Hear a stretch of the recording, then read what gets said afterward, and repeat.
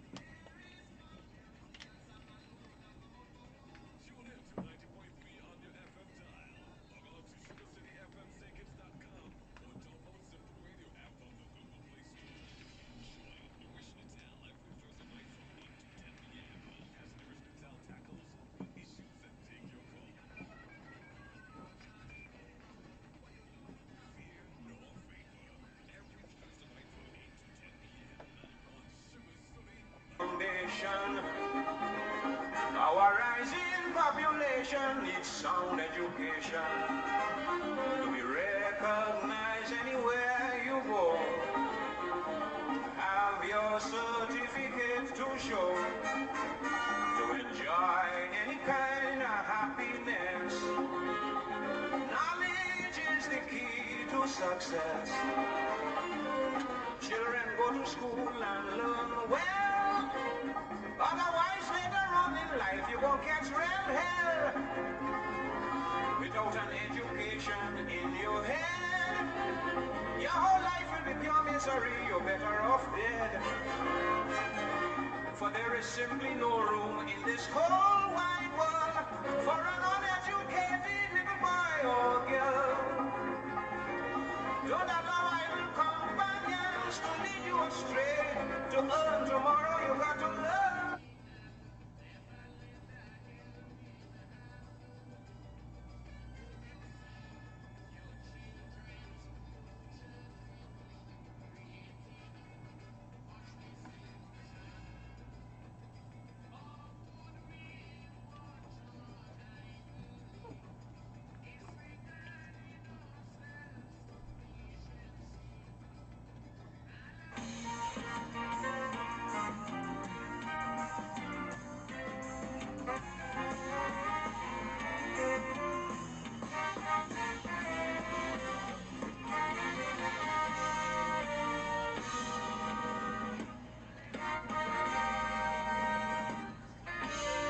Education, education, this is the foundation. Our rising population needs sound education to be recognized anywhere you go. You gotta have your certificate to show, to enjoy any kind of happiness.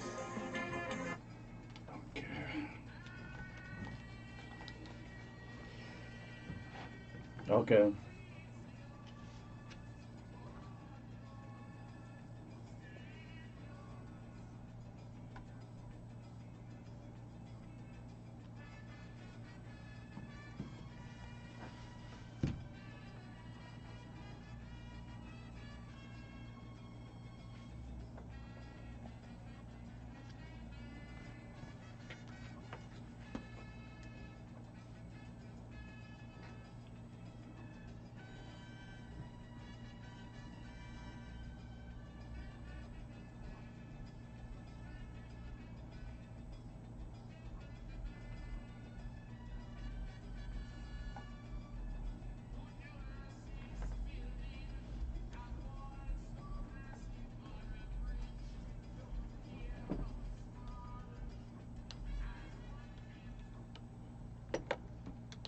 Good evening and welcome to Fear Nor Favor.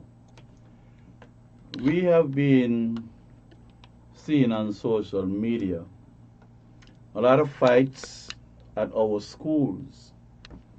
And one school in particular, the Keon High School, seem to have those fights on a more frequent basis than the others based on those that we're seeing on social media.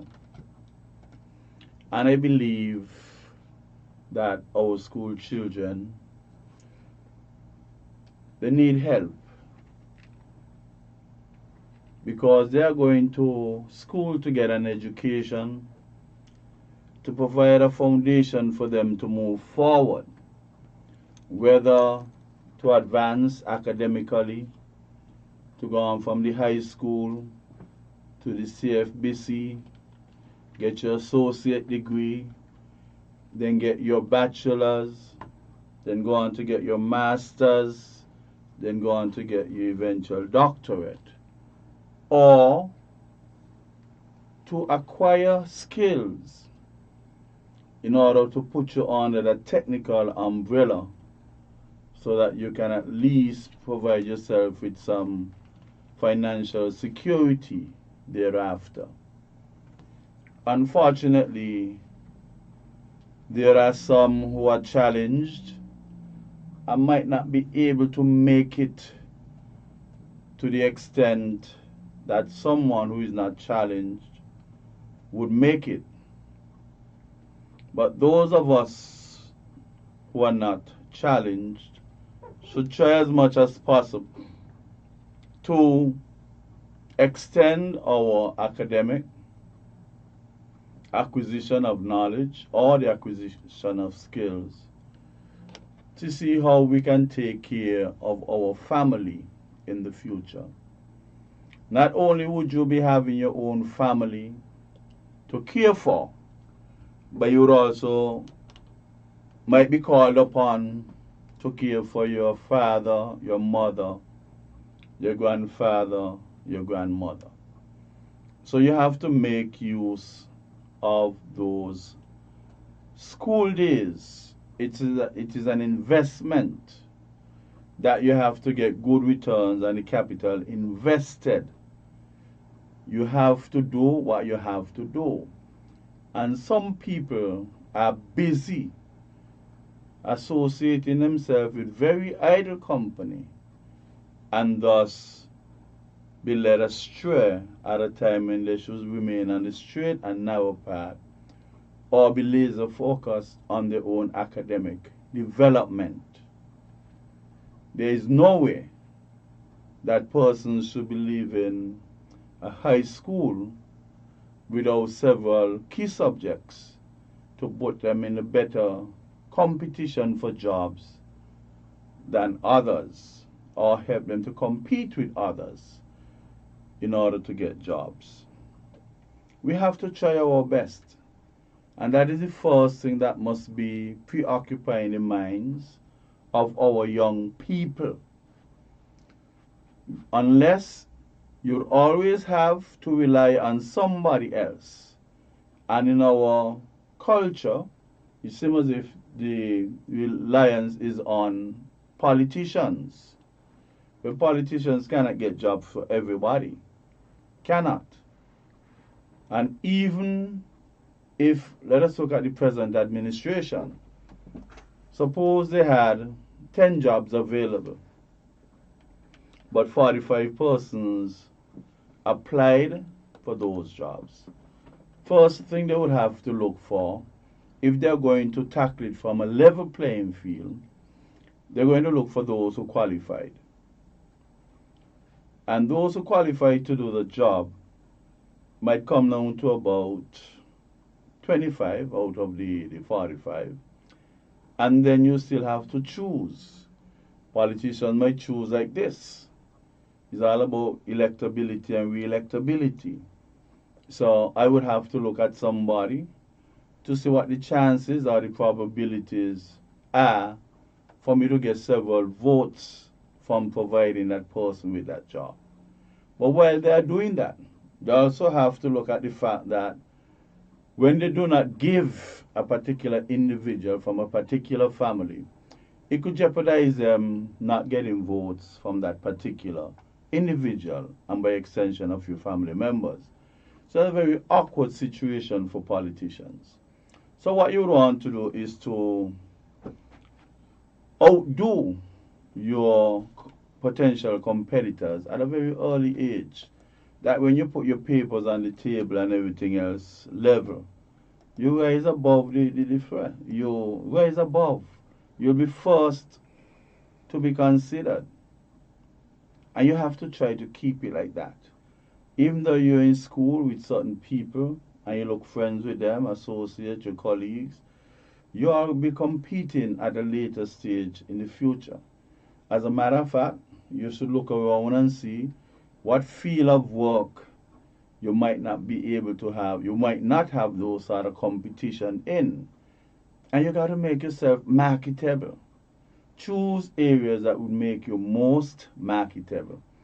Everybody would want to run and do business administration, business studies, because it seems as if it's a very easy degree to get or subject to get in school and then go on and get an associate and go on and get a first degree.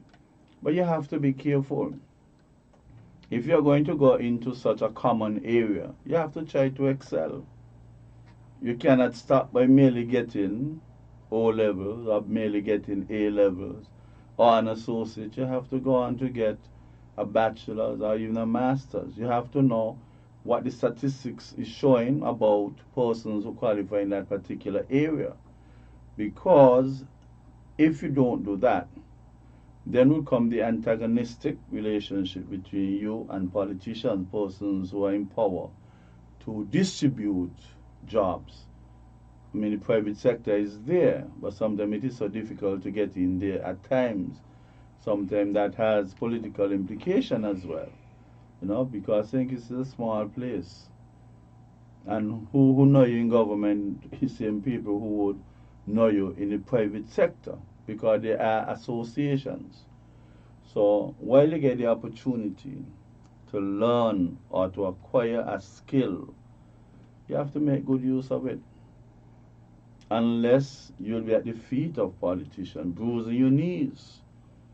By the time you get the job, your kneecap gone, you can't walk. So you become disabled to a particular extent, and you don't have the flexibility to move around. Fortunately, some persons are working from home and are doing excellent jobs that way. But you have to make sure that you get that solid foundation that would act as a precursor for you to move on to a more steady and stabilized job and provide you with some financial security. Now, the problem with these fightings, misconduct, bad behavior, antisocial behavior, we have to ask ourselves a question. Where did it start? Where did it continue? Who is responsible? And how far must it go before we get a circuit breaker? And it seems as if when these school children are fighting, the ultimate thing is for them to use an object, whether a sharp one or not, to make sure they produce blood from the other person. And they always want to leave a mark. So in the future, when they see you, they could say, I give you that mark there. Of course, as much as people would like to forgive and forget, when you're reminding them of such ill situation, you're just opening up a can of worms and things could start afresh. So we have to be very careful. But why is it school children feel like it is okay to shed another child's blood? It is not okay. Because there are some serious charges that can be laid against those students. And one could be attempted murder. You have to let them know. Let them know what are some of the consequences of their actions. And even though you let them know, you have to also let them know that there's a very high probability of them being prosecuted. Because the children them telling you play now, they're underage and they can lock them up and they brag about it. So what do we as a society, those in authority, what should we do? It's a very ticklish situation because they have now established the youth justice, a system whereby they say, see how much you can do for the juvenile who would have infringed on the law before you hand them over to the justice system. But that they could cause some gray areas for us because they're armed with that knowledge. They're quite aware of this system and they're behaving accordingly. I can recall in the fight by the Cairn High School fence when I tried to part that fight, when I told one of the young ladies, look, let us go to the head teacher and explain what is going on. She said she's not going anywhere. She's a weak woman and she ain't going to get any satisfaction and she ain't wasting her time. I said, well, if you would choose to fight, I'll have to call the police. But just give me a break. Anybody afraid police? Give me a break. You see, that is the behavior, that is the mindset of those children. So what do we do to counter? First of all, we have to let them know. Even if you're 14, 15, the law, you could be tried as an adult and get the same harsh punishment as an adult despite your age not being over 18, not being over 16. Or they can keep you incarcerated until you reach 18 and then try you as an adult. Try you as an adult. So don't think it can always be that there's nothing that can be done or there's no harsh penalty for you. And maybe we'll have to work out what is the best mix. And where did it start? Do we believe that if the homes were indoctrinating, educating, warning the children to a great extent, that those children would still have that sort of mindset? You leave home with a proper mindset, a proper expectation of what your parents would be holding you to. And somehow, when you reach out there, it's a whole different ball game.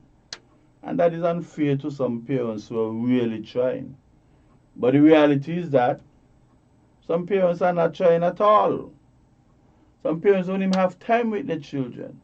Some parents are afraid of the children as early as they are in first form, second form, third form. It becomes even worse.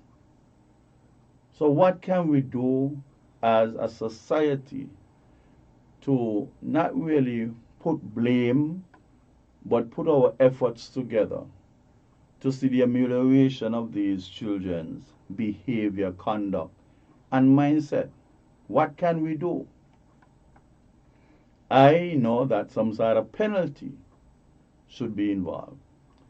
And I seriously believe that the penalty phase should include the parents, as long as a child is underage.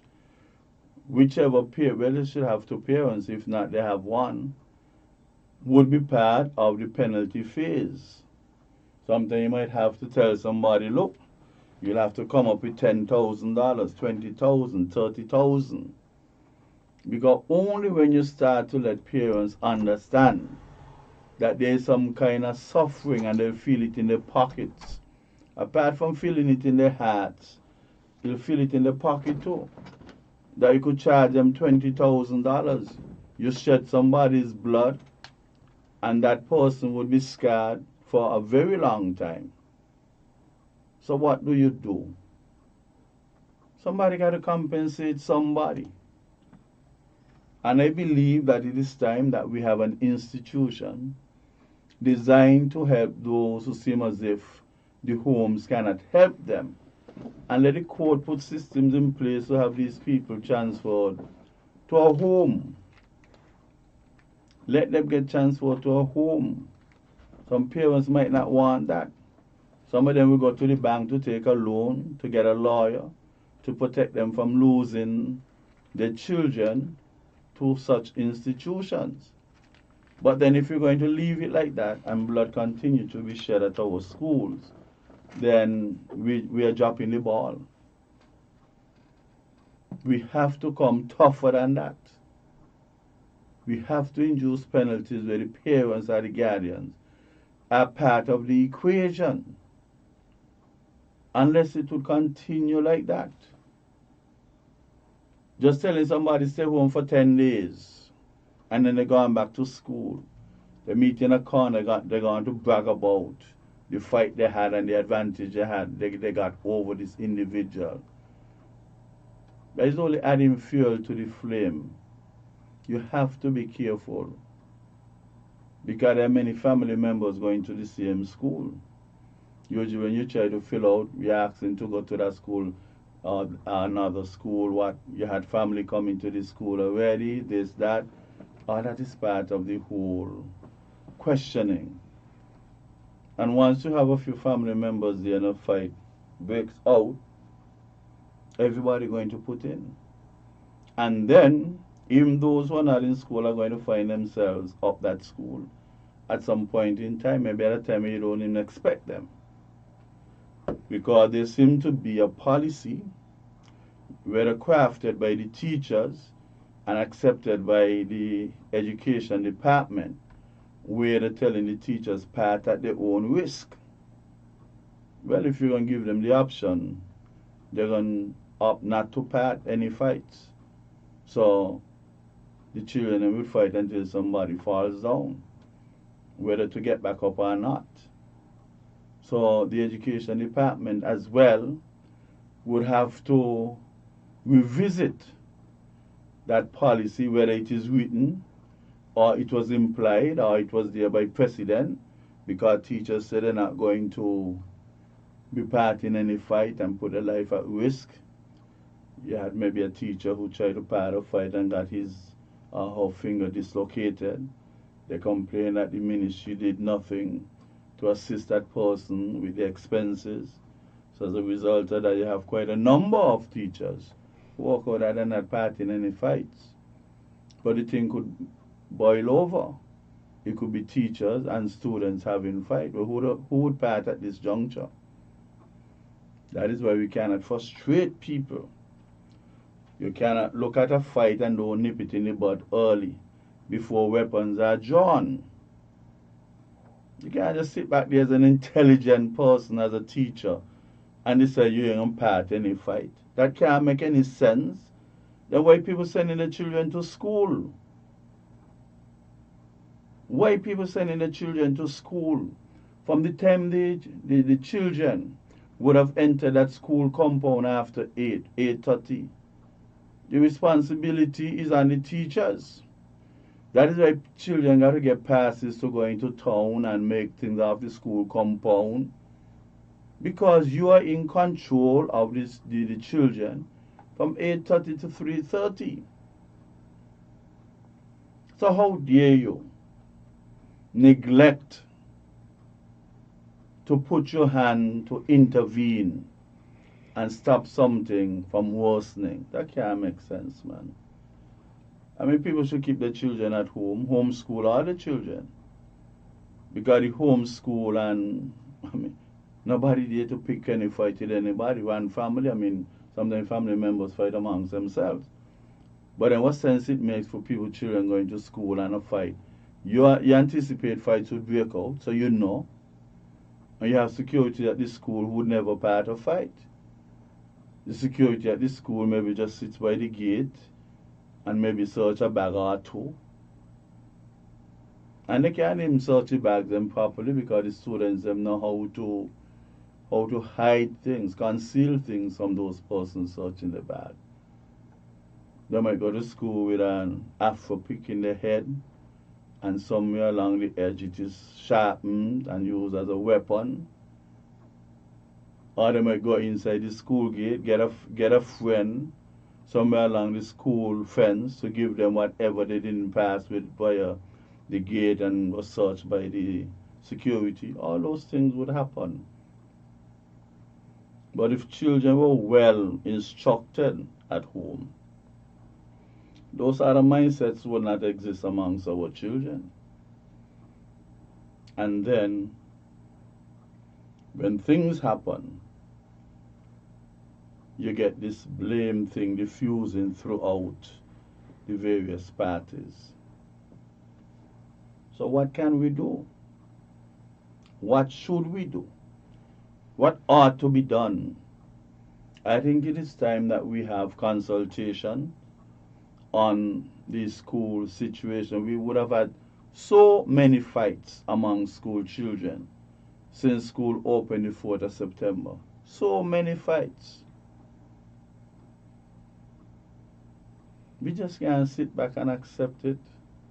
All of us have a responsibility, and that responsibility must be sustained.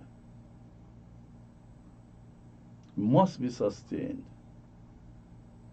Unless unwanted characters would find themselves onto school compounds. How somebody would feel that the daughter got beaten up by 4 or 5 persons and teachers sat around and refused to intervene. Well, by doing that, somebody might decide again by the staff room, go deal with them. So you can't sit in there and decide you're safe. What happened the day after? What happened 2 days after, a week after? When the person realized that absolutely no teacher out of the big batch that they have did nothing to protect the child who was being beaten up and taken advantage of. How would they feel? You think part in a fight you might get a little scratch here, a little scratch there? Isn't that better than somebody showing up with stuff that you don't have any control over? Those are possibilities. And I know, because of what I had to do, even after trying to part that fighting carry on. I know what I had to do a day after to avoid things like that. So teachers, get your act together. Get your act together. Unless we're going to have some bloody school compounds. Nobody wants that. We are all responsible.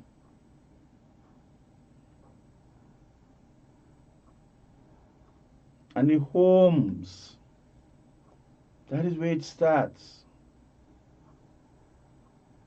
The foundation for protection. Nurturing your children the way they are to be nurtured. Indoctrinating them the way they have to be indoctrinated to avoid confusion and the social behavior traveling on the broad path. We have to try. And the children nowadays, they like to hype up people to fight. To them, they get disappointed when an argument took place and the children and decide to control themselves and do not fight. That is a big, big disappointment to them. Maybe more disappointment than somebody who did 8 exams and didn't pass, 8 CX and didn't pass any at all. Their disappointment is greater than that in some cases.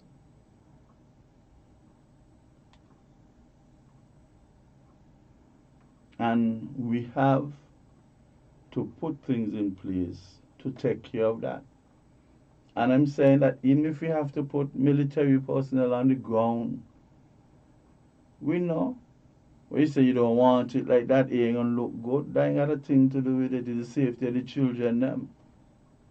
You have some soldiers up there. I mean, we don't have any war to fight. So they're very much available to assist in social activities.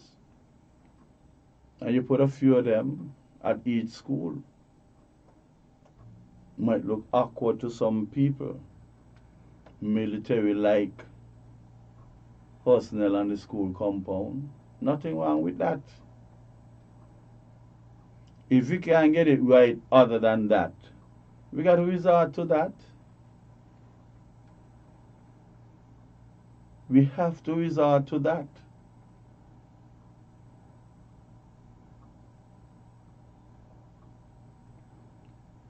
I don't think you got any soldier who just shoot down a set of school children. But that could act as a deterrent. And I don't know why we haven't started that as yet. Don't care who's gonna oppose it. If you're gonna oppose it, bring something better. If you're not going to do it and you allow my child to get injured on a school compound, nobody try to intervene, people should start taking the institutions to court. Because what else you gonna do? What else are you supposed to do? You're not providing the children with any protection. What kind of protection is that? It doesn't make sense. Some children coping skills, not at any height. And they would pretend that all is well, only to get an opportune moment to exact revenge. You're looking in the back for knives and bottles, but you're forgetting they got a whole geometry set. A whole geometry set. You're forgetting that drinks are sold around the school in bottles.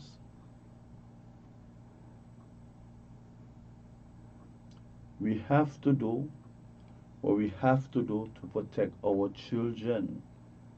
Perception is the least of it. If you were to use some soldiers and let them spend time around those secondary schools. We got to wake up. I didn't wake up with our pants down and we sleeping at the time. Santa Pig and crawl in our clothes and bite us places where we don't want them to bite us. We have to get things corrected. Let me just key up this song that the late King Swallow put together. And let us give it a listening ear. So all the DJs and all those persons, songwriters, could realize that they're sending the children down some rabbit holes. Everybody could shoulder the responsibility. Play a song for me by King Swallow, Children of the Universe, please.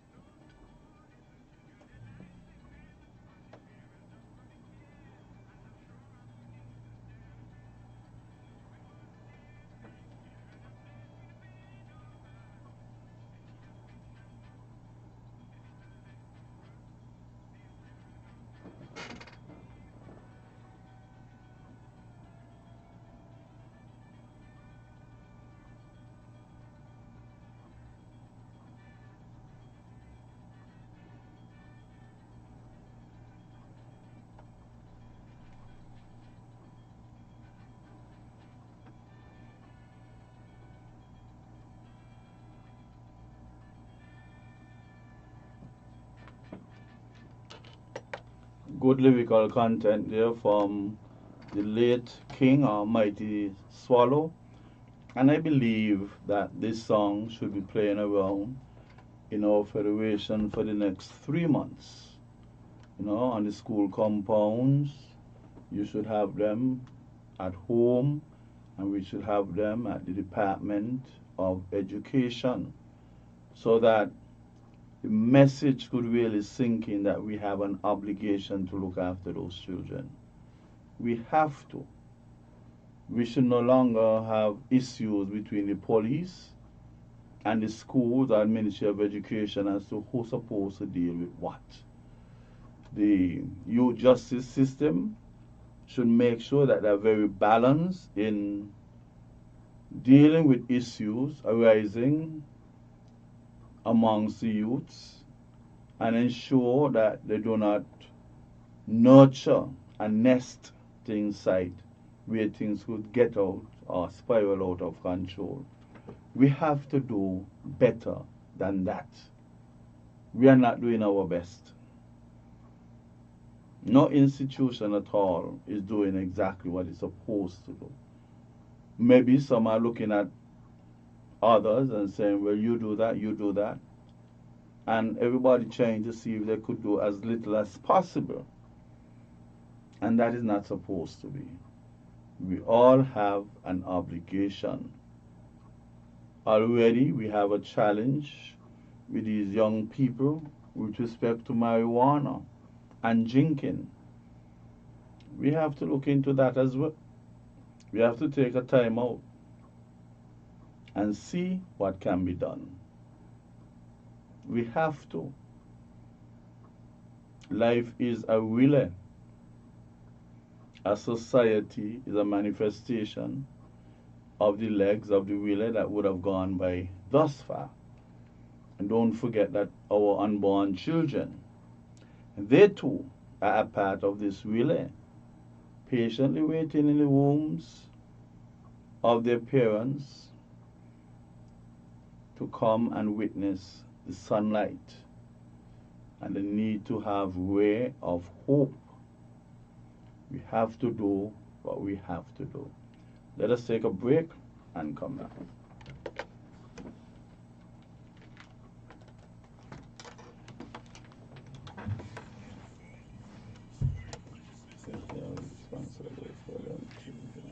Is the gentleman still coming? No, it was a lady supposed to come now. I guess we'll be here next week.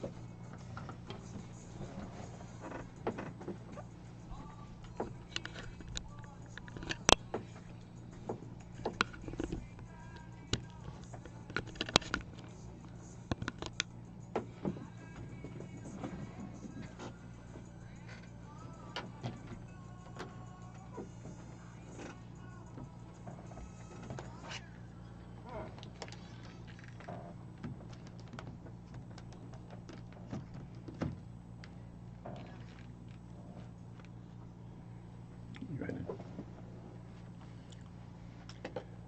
Welcome back to Fear Nor Favor. I realized that we did not have much celebration 2020, 2021. COVID really restricted us and had us confined to our homes, or even when we were out. It induced a lot of limitations on us.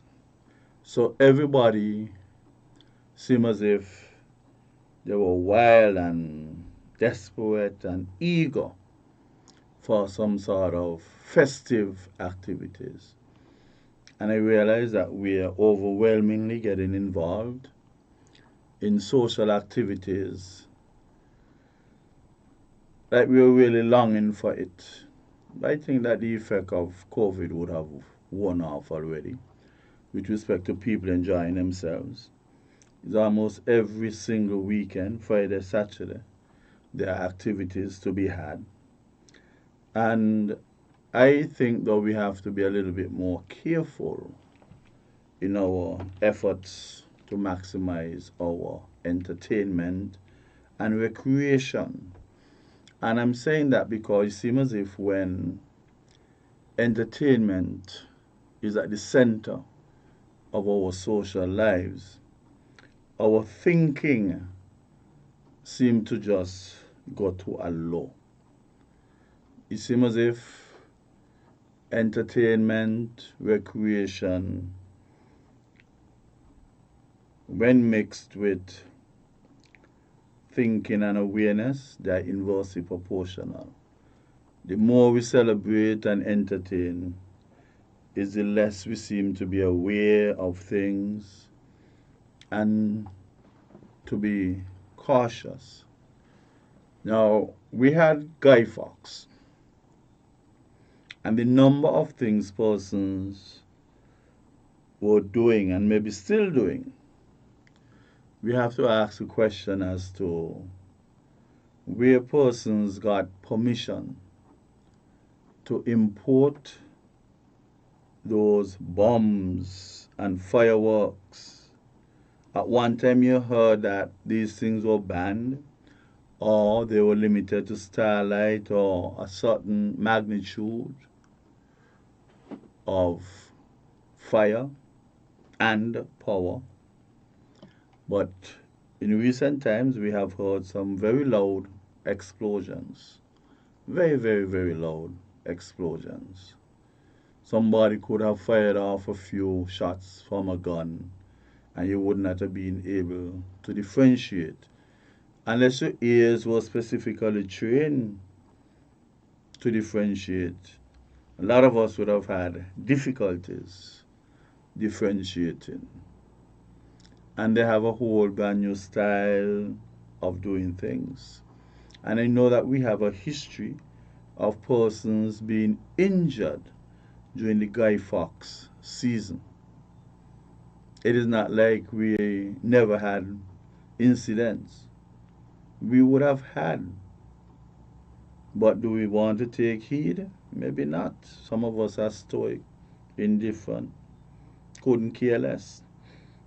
But when I saw a parade in Old Road area, where the long time aspect of putting in kerosene oil in a Popeye stem and then putting a piece of cloth or something to the tip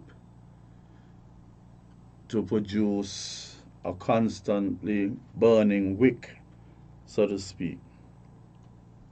Those things used to happen long time ago. And you did it right in front of your home. You were stationary with it. You did not, and even when you did it in front of your home, there was quite a distance between you and the next person. You didn't even have to measure it. It was just a sort of awareness that you can't go too close to people with those Popeye stem with fire. But we had people actually dancing and moving through the streets or along that road with the fire on the stem, I thought that that was a bit reckless. Yes, there's an occasion and we want to celebrate in whatever unique way we can. But to have people jamming side by side, whether they're chipping or whatever, you had very little children, very, very, very small children. You had adults, you had a combination, a variety of ages and heights. And I thought for a moment that something could have gone wrong and it would be rather dangerous. Yes, people seem as if they were having fun, but at least you could see the tension on their faces, hoping that nothing would happen that would spoil their fun. But I don't know where they got permission from to do that, though.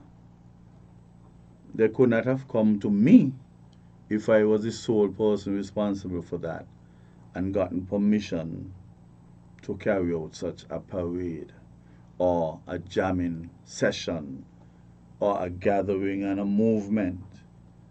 To me, something of that nature ought to have been on a pasture, maybe, where persons had ample distance amongst one another. It might have turned out to be okay.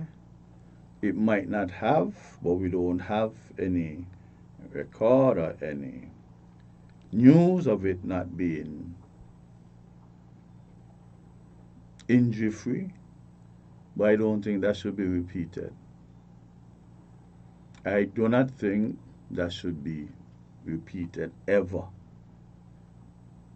I don't know how law enforcement could have given permission for something like that to take place.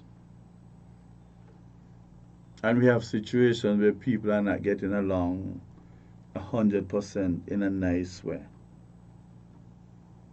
To me, that was very risky. Somebody could have suffered injuries, whether inadvertently or calculatedly. Somebody could decide they're going to be a part of the session and go and injure whoever I was targeting. Could have been a mere accident. That is why I say inadvertently, and I said calculatedly. I don't know, but I don't think something like that should be repeated. I don't know if it was ever done before. I don't know if it was more stationary than fluid. But whatever the situation is, you have little children and you put them in your yard and you have at least two of them and you keep it there, you enjoy the moment. Let the children understand that that is what used to be done long time ago. But to have fire in a stem moving along, chipping and dancing and whining and doing all kind of stuff, that was not a nice sight. Some persons might have enjoyed the spectacle, but when you put the risk involved, it somehow diluted the spectacle with the possibility of something going wrong. I could recall asking somebody to send me the video, and I sent it off to my daughter. And the first thing she said, wow, watch craziness.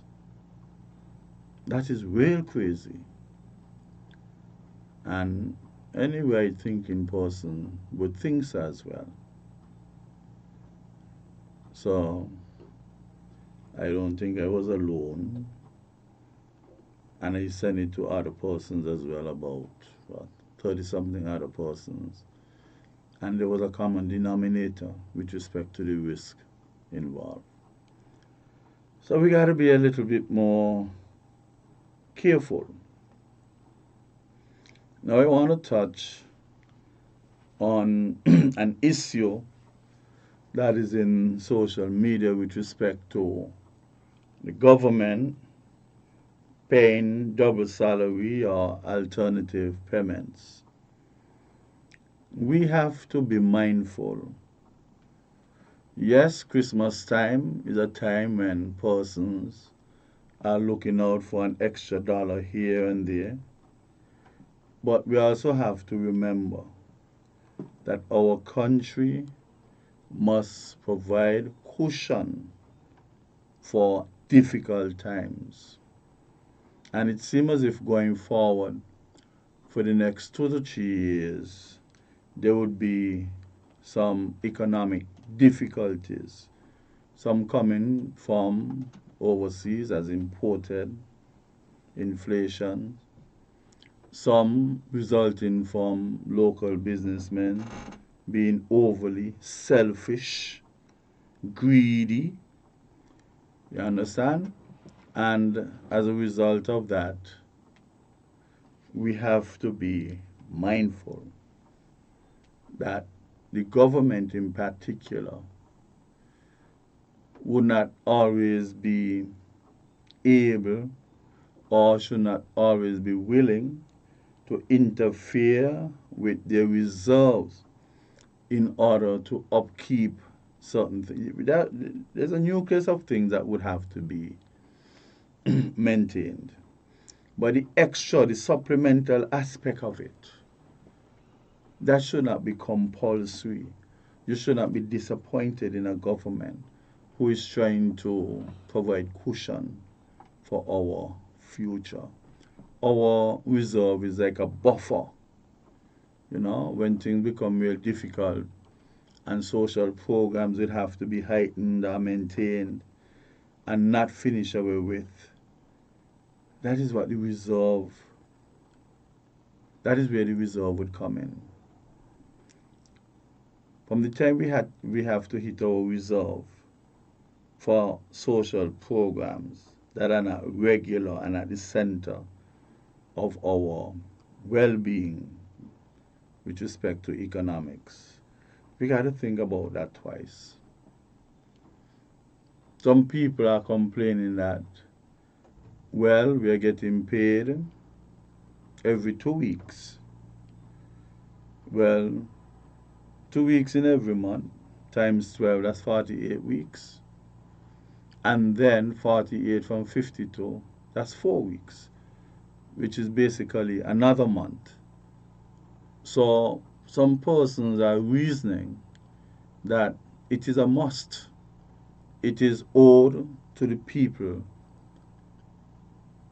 If you're getting paid every 2 weeks and then you have 4 weeks there, that is basically two payments. That is a month's salary. Some people reason like that. But we have to also remember that the government is highly subsidizing quite a lot of socioeconomic programs. And if you could offer them a little flexibility and don't force their hand, those programs can be carried on for a longer duration of time. If you force their hand, you might find some programs might have to fall by the way. And then what you would start doing is comparing what used to happen with what is happening now. But what are the factors? The factors are different, circumstances different. So it might not be a fair comparison. But superficially, if you're looking at the surface, that superficiality would dominate your mind because all you want to look at is the fact that you're being prevented from accumulating supplemental income for a particular period of time where spending is heightened. Of course, spending is heightened during the Christmas season, buying gifts, redecorating your house, giving it a facelift, all that would call for some extra spending. Yes, and maybe people asking for supplemental income, it could be justified. But then it is the extent or the degree to which they want to get that supplemental income. Maybe what the government can do. Because if you give government workers a double salary, what happened to those who are not working for government? Then if you give government workers $1,000 each, you are afforded more flexibility to include more persons. Give the general population, just like who paying Social Security, everybody get $1,000. That is much cheaper than paying government workers double salary. But we see sometimes we have to put things in proper perspective and put them in proportions. You could decide that those who get in above a particular threshold would only get 50% bonus or 25% bonus or maybe no bonus at all, and those below a particular wage or salary would get 40%. Not everybody could get. That might sound reasonable, but at the same time, those who might be getting in a particular range of salary might argue and say that they are deserving as well. And that is where the problem is. Because sometimes you look at somebody working for $4,000, $5,000, $6,000 a month, and you look at somebody else working for $2,500 or $1,800. You'll be surprised to know that the most highly paid one is the one who's struggling with net disposable income because they would have invested. They want to live a particular lifestyle. So you don't have much remaining after honoring your financial commitments. So those two in those brackets could have challenges and could really welcome supplemental income. So you cannot look and say those over a particular bracket should not get. You'll be surprised that some persons working at the industrial site, despite some of them working for minimum wage, the net disposable income is better than some who working for higher wages than them. So it is a very ticklish situation. I think Dr. Joe and his economic advisors, they would have to look at things very carefully, very, very carefully, and see what can be done. It would be a great disappointment for most persons if they do not get some form of supplemental income. But that supplemental income must be of such that a larger number of persons can be included to get some degree of supplemental income, rather than giving one set of persons to a magnitude to the extent that others cannot be considered. I don't consider that reasonably fair in our society. Everybody got their struggles. So it can't be government workers alone. Government would have to take on another activity or exercise, such as those who pay in Social Security and who would have contributed. And I don't even believe that that restriction with respect to 26 contributions to qualify for the 1,000, well, you could have put it in a sort of proportion. Those who would have made 26 contributions and more will get the $1,000.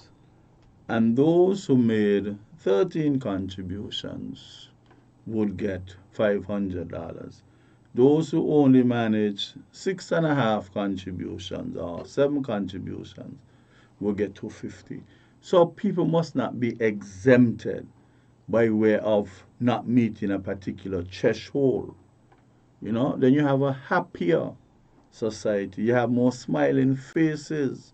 Remember, tourism is the backbone of our economy. And even when you're working by a restaurant, a hotel, Don't care how much pain you're in and the tourists them approach you, you got to smile. So instead of those smiles being mechanical mainly, they can be genuine because people are really getting something to smile about. And I think around Christmas time, the attitude of government in the exercising of certain activities at the center of it should be to put a smile on people's faces. And that would go a very, very, very long way. Because you'll be surprised, that 26 contribution threshold created problems amongst friends, created problems inside the homes of family members. Created just by putting that threshold. So let us work our ratios and proportion. And everybody, once they would have contributed, should get a piece of the pie. Just don't set a threshold to eliminate people. Let everything be relative and comparatively done based on that threshold, but don't set it to eliminate people. Then we'll have more smiling faces. And I believe that's reasonable. But Christmas season cannot be a season without supplemental income. And that should be examined very, very carefully. Everybody gets something who would have contributed. And that's the way it's supposed to be perceived. Happiness. But to force the government to give double salary to government workers, you can't further disadvantage people who are not working for government. You got people working in the private sector for 25 years, 15 years, 20 years. And when they finish, all they get is a basket of fruits.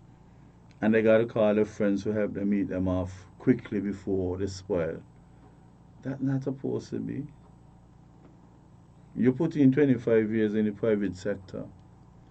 Somebody's put in 25 years in government. And they're getting close to 100,000 in gratuity. And you're getting a basket of fruits. That can't be right. We are all paying social security. We are all paying taxes. Why should you be getting that amount in gratuity and somebody who put in a similar number of years in the private sector gets a basket of fruits that would have to be finished before the next day comes up? We have to start establishing that equilibrium between public and private. People who are working for the private sector and those who are working for the public sector. You got to be a little bit more skillful and don't leave anybody disgruntled. So some of them companies ain't got any conscience either. You help them build an empire and they can't even help you. Sometimes they pay Christmas bonuses just to the directors.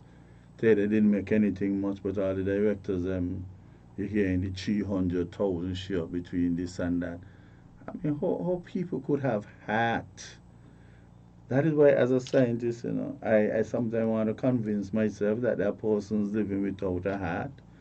And it's difficult because you got your four chambers and they got to do certain things. But I really trying to convince myself that there are some heartless people amongst us. If they're not totally heartless, they're cold-hearted. Very, very, very cold-hearted. Very cold-hearted. You have to treat our employees better. And despite having private sectors, it is the government's responsibility to look at everybody, whether they work private sector or public, and see how best they can do things for them. Yes, and I think that the government that is in would have done a lot in the 14-month period. They did a lot. Pressures were brought to bear. and they did what they can do. But you can't do too much before you realize where your footing is. You have to be careful. Give the government some space to breathe and understand. But at the same time, when the government is breathing, you cannot allow persons who you're responsible for to be suffocating while you're breathing. That oxygen would have to be diffused and shared amongst everybody, but is to what extent? But let us be understanding.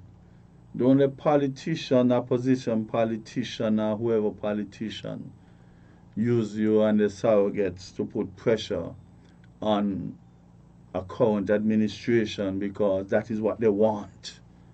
People applying pressure. But you could apply pressure and nobody study you. But the goodness at the heart of the people in the current administration will try their best to see what they can do. So don't think you're going to study and dictate what they should do. Or else you put people to write up things and set things on social media. We got to take the country in a holistic way.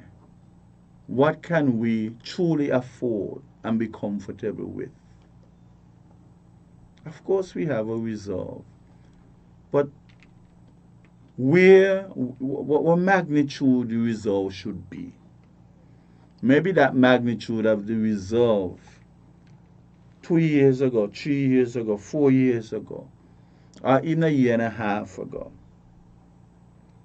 could have represented a reasonable degree of economic protection, cushion, dilute the impact of inflation. But with so many things going on currently, war, Ukraine and Russia, Israel and the supporters, the Palestinian and the supporters, and this war would not finish now. This can cause a lot of disruption, even on the sea, transport. Things might stay long to come. They might get bottleneck because of the war. You can't cross here, you can't cross there. Look how many trucks trying to get into Israel to feed the people. And even though they have the trucks lined up, they just can't get through.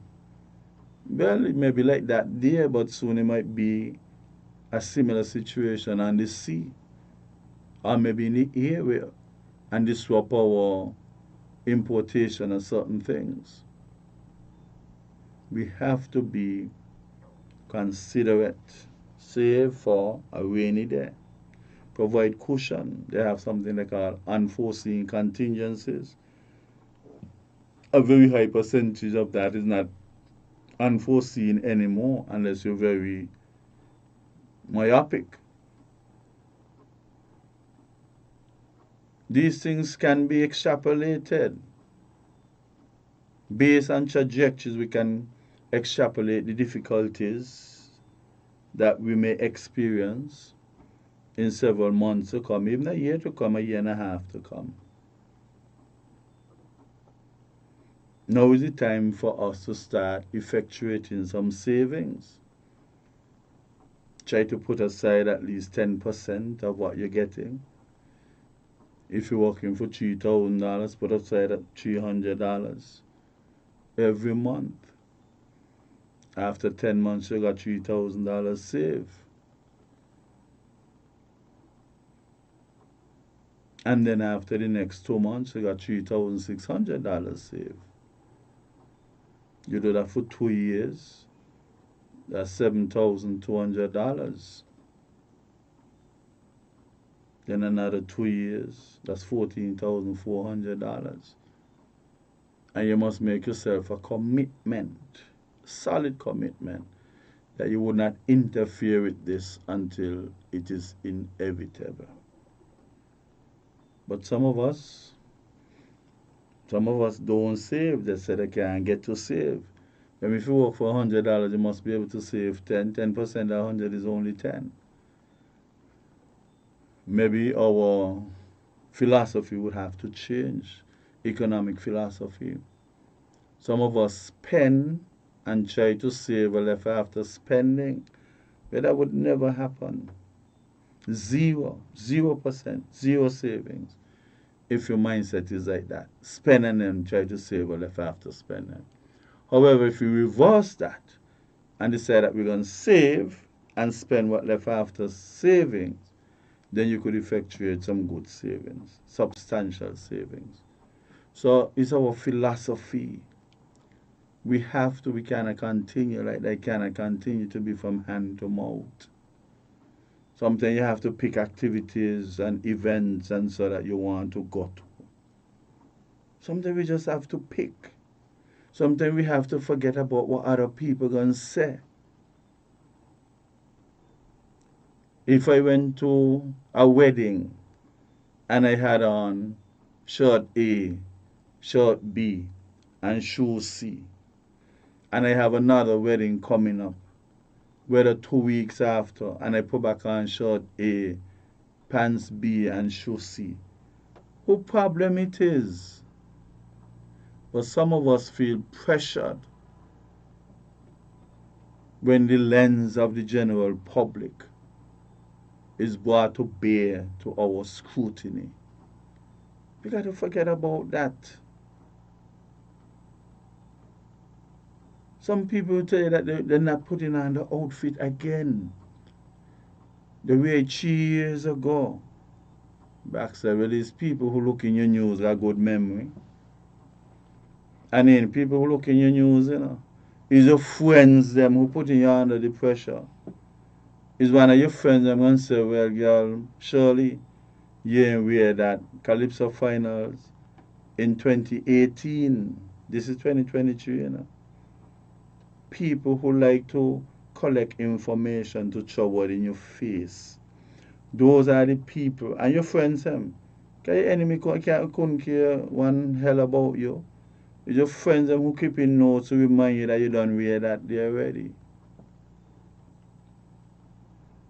We got to get over that sort of societal pressure, peer pressure, to spend money that we don't have, spend it unnecessarily.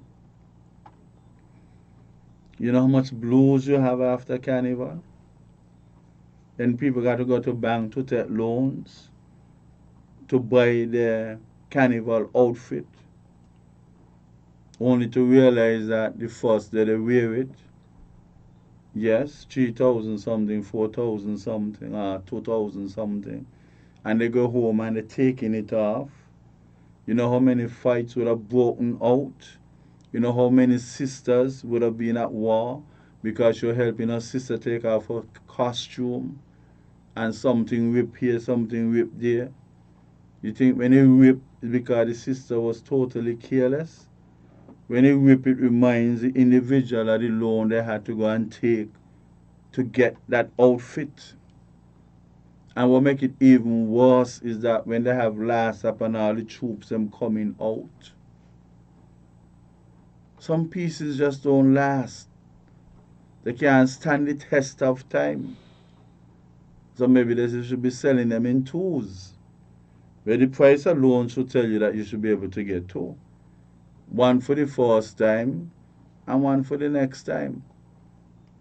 Unless you have to labor to get back into that costume or outfit that you have. You can't even wash them. Some of them you can't even wash them. You got to preserve them just as are. You have to preserve them that way. So then come the bottle of perfume that you have to use to put a lot every place on the outfit. So it's a whole investment. And people have to understand that. An investment for 2 days. Then come January, when the hardest month of the year, come January, where you realize, where you use up everything in the cupboard, your gas finish, that finish, And then you might not say anything outwardly, but internally you're internalizing my backside. Why? It's $3,000 they don't spend for that and that thing in the garbage right now. You understand? Man, you can't tell people how to enjoy themselves. Everybody got different taste. Everybody waiting for an opportunity to let down their hair. But even right now, your hair is expensive. When I hear that a weave is $3,000, $4,000 sometimes. Yeah, sometimes it's that. So women are very expensive. Very, very expensive. When they're going out and around carnival time. You either save from January to December to take the pressure off of you come December, or you put yourself in debt to try to fit in to the celebration that would be taking place. Manage yourself, manage your money.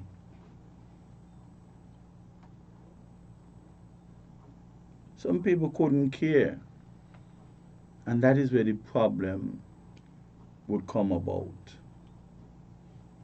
That's when the Prime Minister talk about sustainability. And he said, boy, that kind of cornflakes and not that kind there. That kind of milk and not that kind there. He's simply trying to say to you, husband your resources. Husband your resources. Because if there is no big distinction between evaporated milk and I don't even know, bony, some kind of other milk. What is inside of that milk? Look at the contents. And see if it's just the fact that throughout the years you would have established a taste for the evaporated milk as opposed to the new one that has come on the scene. Then likewise, if you used to buy 12 tin of milk, you buy 6 of that, 6 of that. You mix them together. Then eventually, you buy 9 of the cheaper one, 3 of the expensive one. And then eventually you taste, the taste you had for the evaporated would be overridden and you fall right back in the comfort zone of the cheaper one. Sometimes you just got to force yourself.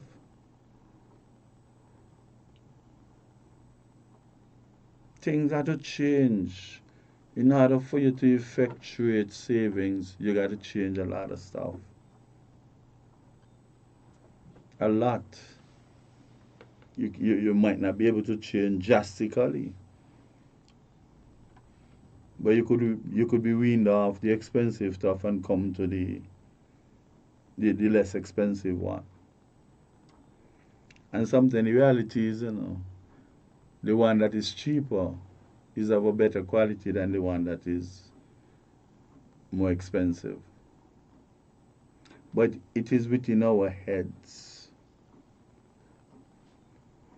You could carry 2 pair of shoes on the side and you're selling. And the higher quality one, you might say, look, let's charge people $75 for this pair of shoe. And the lower quality one, you put up $375. People would come and buy the $375 pair of shoe. Not knowing that that is the law in quality of the 2 pairs. It is a mindset. It is a mindset. You go in a store and you see a blouse. And then you remember coming across the road, you see somebody else in a blouse like that. You don't want that.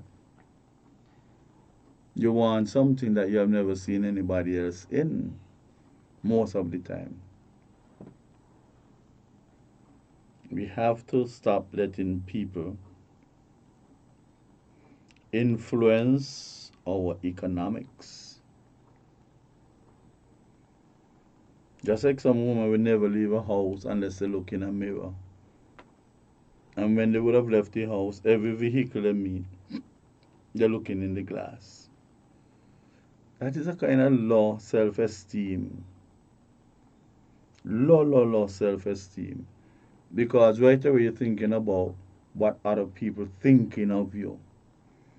If you develop yourself in such a way that we got something they call mentalism versus materialism.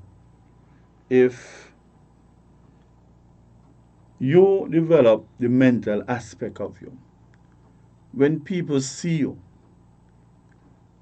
they start thinking about the mental development, your academic development. But if you develop along the corridors of materialism, when people see, the first place they're looking down at your shoes. Boy, how much for them there, boy? How much for them? 675. How much for that shirt? How much for that pants? I know the tag and the shoe going got to stay there for a long time. You dare not cut a man tag off his shoe. Right? And that is the whole behavior out there. That's materialism. Because you have to try to impress those who expect you to appear a certain way. You could have somebody now deep in the mentalism. And the person goes down the road barefooted. And not a soul would realize that the person barefooted. They'll come up to you and you say, well, what do you think about the war in Israel? What position you think our country should take? What position you think CARICOM should take? Remember, we are aligned with the U.S., so if the U.S. back in Israel, we got to be supportive of Israel. That's the conversation that would be had. That's mentalism. And I always tell my students, let people think about you above your shoulders. Anytime they drop below and they're looking at your shirt, your blouse, your pants, your skirt, your shoes, you ain't got a problem in the long run. You have a major problem.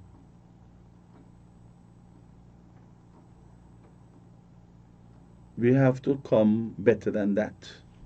We cannot please everybody. And plus we have a butting society.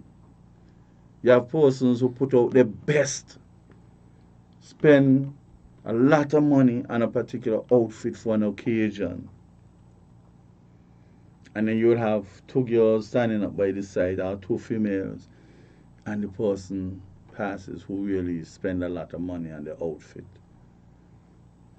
And one of them going to say, boy, she just lovely, boy. And here the other one, but the shoe should have been. It's a butting society we have. We can't give people compliments and leave it there. So despite the expense that the person had to go through, that butt would always follow. And inside of the individual's mind, who don't spend that money, they're still thinking, I wonder which part of my outfit or my attire they're not too happy with. A butting society. So we put people under unnecessary pressure. No society can cause me to be under any pressure when it comes to any attire. If I mean to go down the road and me shut on wrong, you're going to stay just so. You're going to stay so until you reach back home and ready to take it off and go in the shower, go in my bed, you're going to stay just so. When you start to hot up your head over them kind of things there, something in town and somebody come up to talk to me and they start to fix my collar and fix. They think that I don't know my collar, so I don't say anything. Let her fix it. Because if I had to leave home any time again and I just put on my shirt, how do the collar fix? What is that?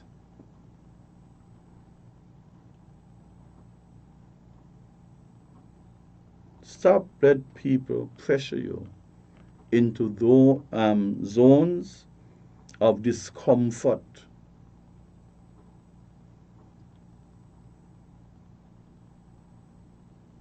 and your life would be much more comfortable. Your clothes clean. So what if half the collar turn up and half turn down? Who business it is? What if you shot on the wrong side? Does it take away from your brainal capacity? Could you not contribute to a conversation? After all, I mean, a police or anybody got to wear a uniform a particular way.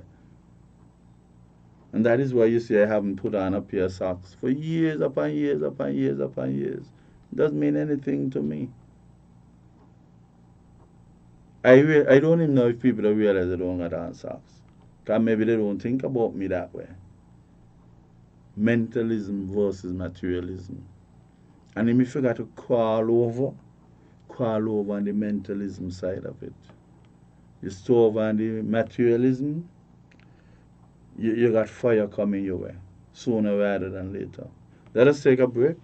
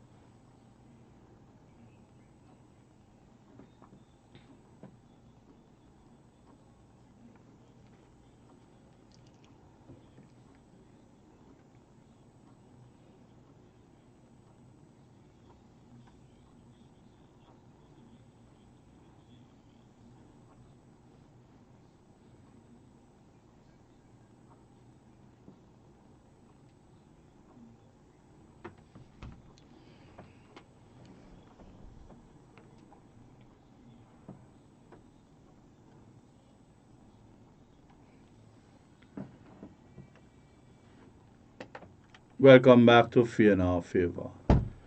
And I would like to maybe just touch a little bit on the social media write ups about the CBI program. We have to first of all realize that the CBI, the revenue generated from the CBI, has provided us with some good economic buoyancy for quite some time now. Yes, there are several challenges at times, and it is not a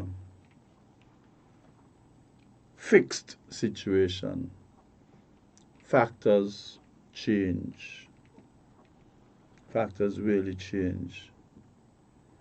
And we are all protectors of the quality of our CBI program. If you have good advice to provide, you don't have to be getting along with the current administration to suggest something. You don't have to pray that they make the wrong move. Because even if that happens, it would impact us all. ALLL, all of us. And we must be mindful of that. We should never be ungrateful to Lady CBI. She would have kept our heads above water under many circumstances, and we should forever be grateful. Yes, we have overwhelmed her on many occasions. We could have taken this stress off of her, but this stress cannot come off unless we have substitute to handle those burdens. And until we start to make improvements in other areas where the government would have to subsidize less, people start to become more productive, and we have a situation or an equilibrium, economic equilibrium, that can be sustained for a protracted period of time. No genuine Kittitian should utilize the opportunity to blacken anything surrounding our CBI program. Stand up. Say what you have to say. Be diplomatic about it. Or if you think putting it out into the public's domain can ruin the quality or the perception, provide a perception that would not be very much at our pleasure, just write a letter to the appropriate authorities, ask the questions. I heard the Prime Minister in his press conference ask Mr. Bad, who once taught me geography, I think was in first form, second form, junior high, if he has ever visited the compound or the offices of the CBI program. And some persons took it for granted. You know, sometimes Mr. Bad is a very intelligent man, and he might want to get into an in-depth discussion. And that can be facilitated with the appropriate authorities at the CBI compound. So the question wasn't, even though some person just didn't like it, there are some benefits to it. If Mr. Bad were to go and visit the place and have a in-depth conversation, he could better understand. Maybe some people feel like the Prime Minister could have given him some more information. Okay, nothing wrong with that. But the suggestion to go and sit with the authorities wasn't so much a bad one. We would have done certain things and increased prices for certain stuff or certain packages. And as a result of that, maybe plus other factors, but if you can place that one at the center, you say, well, we double up on something, maybe we can, in hindsight, we can go back and remove the extent of the doubling up and take it only 1.5 or 1 3/4, make the adjustments, carry out your observations, that the manifestation suggests to you that, okay, this is the point where we need to function at. This is the level we need to function at. And if you see things start to improve and come around, you say, yes, we have struck gold. Just make adjustments. To me, the CBI program is a breathing affair, not cast in stone. So if you make adjustments and it does not produce the output or provide the returns that you anticipated, then you make your little adjustments and see what could eventually happen. You might have to tweak it here, tweak it there, and something that you would have tweaked already, you might have to go and have it retweaked.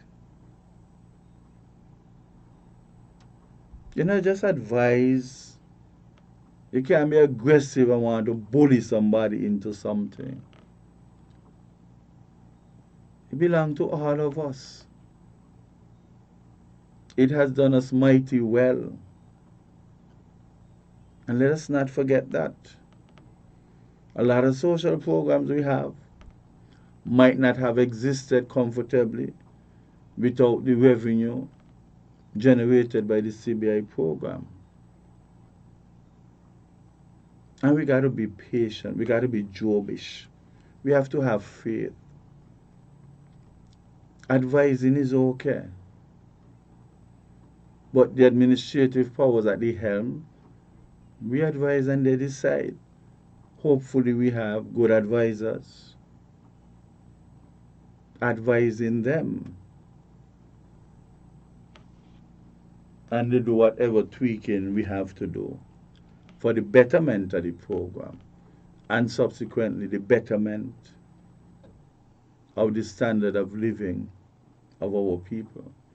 And until we can get something or several things to completely substitute for portions of the CBI in a sustainable and for a protracted period of time, we got to exercise, we got to err on the side of caution in criticizing.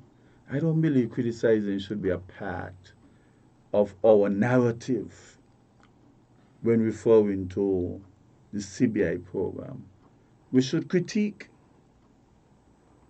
Criticizing has a negative connotation. Critique would suggest that we are taking a lot of things into consideration and see how best we can shuffle and get the greatest return on our capital employed for the benefit of the majority of people. I heard somebody using my philosophy, and that is good. My philosophy is to do the greatest good for the greatest number of people. Nothing wrong if you say after me, nothing wrong if you echo. If you adopt that policy and mindset as well, we can go a long way. We can go a very long way.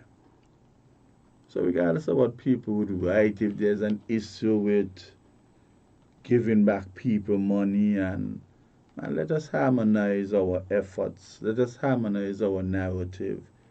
Sometimes legal contracts would have some kinks in it. Sometimes they're not as straightforward as we would like them to be. But if the legal minds get together, look at a contract or contractual arrangement that was entered into, and you missed a piece, he missed that piece, and everybody put the pieces together and properly understand the considerations on behalf of St. Kitts with respect to those contracts, and we get them executed, we should be okay. You might not be in the legal context of things, so you have challenges understanding certain stuff. Then you have advisors. And some of you, we cannot talk in a wholesome fashion about the CBI because we are not aware of 100% of the circumstances or the narrative or the construct of the contractual arrangements. Maybe in the absence of information, speculation would rise the inversely proportional. And even though you have freedom of information, so to speak, there are certain aspects of certain contracts that you might not want to disclose. We have persons who are part of our government, went and worked with another government, and maybe the ideas and ideologies and moves, so to speak, that that person knew about our local environment was shared with another environment. So we have to be careful, because you leave St. Kitts and go to country X, and then you come back from country X to work with us again. I mean, some people could basically tell you, look, we can't carry on like that. You were here already and you leave with whatever information in your head. We don't know what you did with it. And now you come back to us again. Maybe as we would have made our adjustments and getting things done for us, you might leave again. Sometimes we just need some young creative minds and tell people of experience based on where they would have diluted themselves with respect to loyalty to St. Kitts. You just leave them where they are. But who knows? Sometimes they might still have valuable information. And having them, for whatever reason, might outweigh the disadvantages of not having them. It's a very tight rope. Yeah, so we have to move together.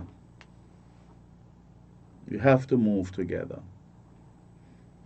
And I'm going to say something now that may not make some people feel extra happy. But after elections, ministers of government, they might not be versed in everything. So they need some advisors. And even though we can delegate responsibility, we can delegate accountability, we might need some advisors. And the reality is this. Some of the persons who are advising are basically being repaid for the role they played in the campaign to effectuate a change in the administration. That's a fact. We can't run around from that. So we might look forward to have them repaid. And nothing wrong with that.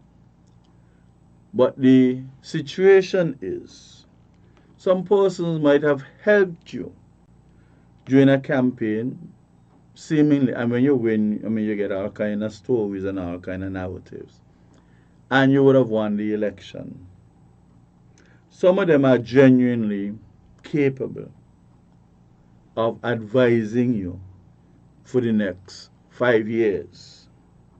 Some of them do not have the capacity to do that. Some of them are really fondling with what precisely can I contribute by way of a constructive pathway to aid the government in getting things done with some degree of comfort. Some people cannot fit into that.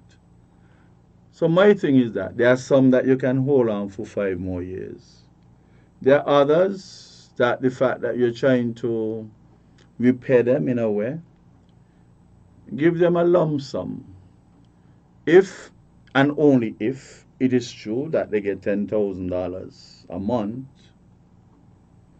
well, give them $120,000. That is for the year.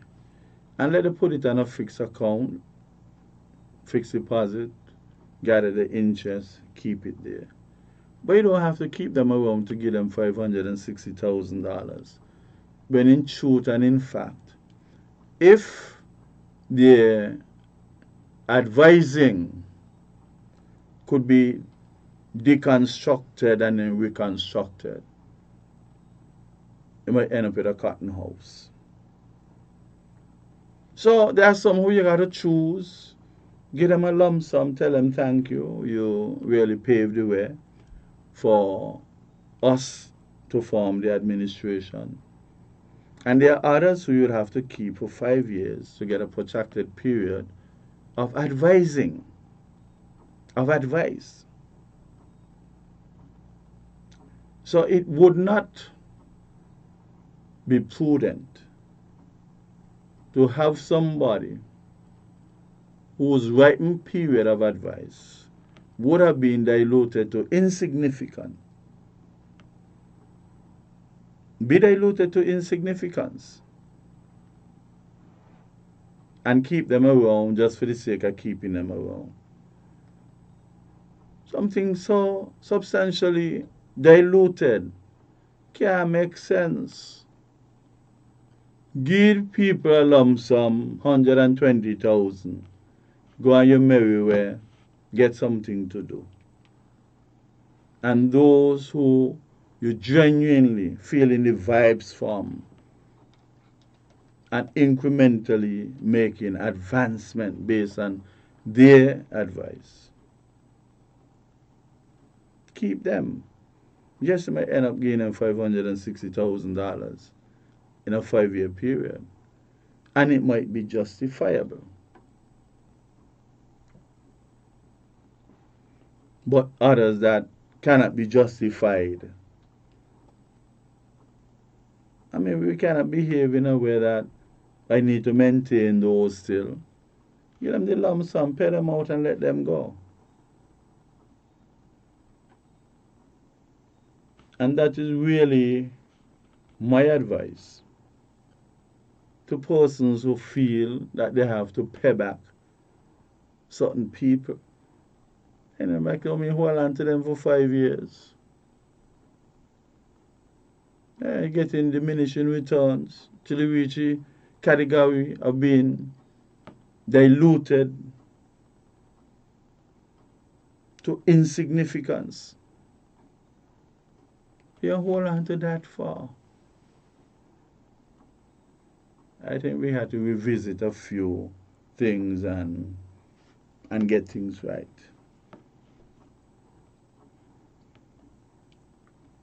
You know, and maybe my next program I would like to look at whether a single party would be more proficient, more efficient at taking the helm of our government, or a government of unity.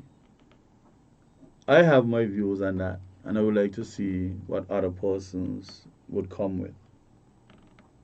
I personally feel that a single party would be most effective. When you had that unity construct, PAM, PLP, CCM, you have a few jobs available. You could imagine the antagonistic atmosphere when you got to decide who to give this job. PAM gonna want the fair share of the people getting work. PLP gonna want the fair share. CCM gonna want the fair share. Whereas if you have a single party, and let us hope that there are no factions inside the party, that party can reign supreme for a long time. But if it becomes factious in any way, then that is where the problem could be. And that is an area that I would really like to have a good, strong, sturdy debate on whether government of unity or a single party government would be best for us within the government itself. Because if you're governing, you got to govern effectively, and you can govern with antagonism being so highly concentrated within your realms of performance. It would not happen. So that is the end of our program for tonight, and I'm hoping that you would have listened and disagree with some of what I had to say, and partially agree and willing to maybe further the little debate on what I would have discussed. And I would like to go out on that same song because our children really need some attention. Please afford me the flexibility to have that song by Mighty Swallow. Play it for the last.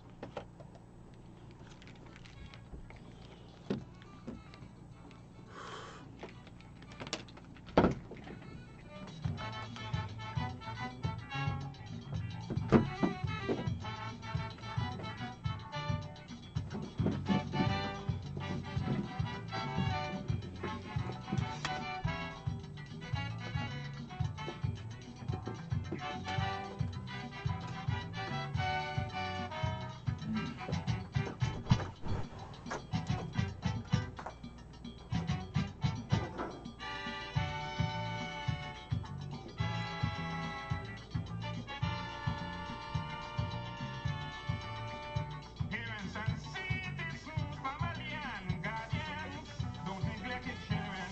Since to them you have an obligation. A strong and happy child depends upon his upbringing. His success in life comes from his parents helping. An unhappy start in life must bring an unhappy end. We must do every possible thing to help them. Delinquency must take hold of a child who is not under control. And there's a room for some for your girl.